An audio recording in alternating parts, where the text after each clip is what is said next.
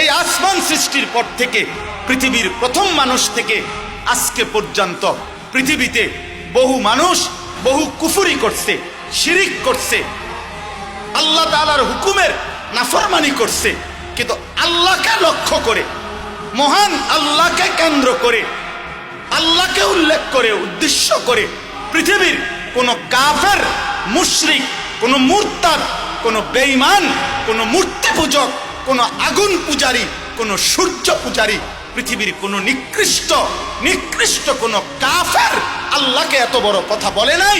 এই মানিকগঞ্জের আবুল সরকার নামে ওই বাউল বেঈমান আল্লাহকে যে পরিমাণ কথা বলেছে, এই বেঈমান সরাসরি বেঈমান, এই বেঈমান প্রকাশ্য বেঈমান। মহান আল্লাহকে লক্ষ্য করে কোন মূর্তি পূজক এত বড় কথা বলে নাই, কোন মুশরিক এত বড় কথা বলে নাই, কোন বেঈমান এত বড় কথা বলে নাই। আপনাদের আমার বলার মতো ক্ষমতা নাই।